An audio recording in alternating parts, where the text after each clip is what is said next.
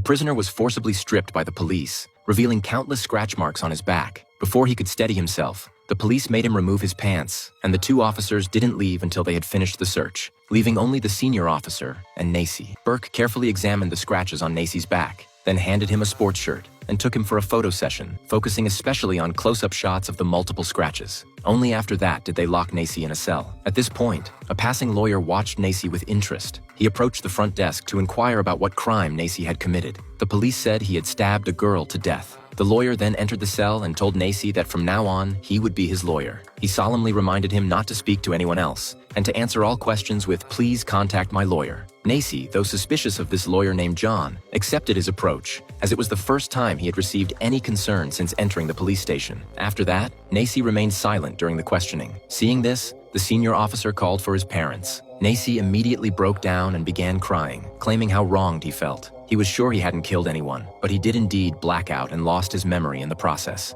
Not long after, Nacy was placed in prison as a major suspect. Meanwhile, John approached his parents for the lawyer's fee, which amounted to a staggering $70,000, an amount they could never afford. After some thought, John finally reduced the fee to $50,000. He then went to the victim's graveyard, hoping to gather some information from the girl's friends. He discovered a new lead. He saw the victim's stepfather arguing with a man in a suit. John then approached the man in the suit alone. It turned out the man was a financial advisor, and the stepfather had a long-standing inheritance dispute with the girl. The girl's mother had left over $6 million, and the stepfather wanted to claim half of it, which caused a very strained relationship between them. Now that the girl was dead, the stepfather became the primary beneficiary. John hurried to the prison to inform Nacy of this information, thinking he would receive praise. But Nacy told him his parents had hired a new lawyer. John was shocked, but accepted the fact. This new lawyer was quite well known in the industry, and most importantly, she agreed to defend him for free. But she wasn't a good person. In reality, she was just using this opportunity to boost her own fame. She approached Nacy, and the first thing she did was urge him to plead guilty, because the video evidence and witness testimonies all pointed to Nacy as the suspect. If he didn't confess, he would be stuck in prison for life. After much coaxing and persuasion, Nacy agreed to this proposal. A few days later, he faced his first trial. But during the trial,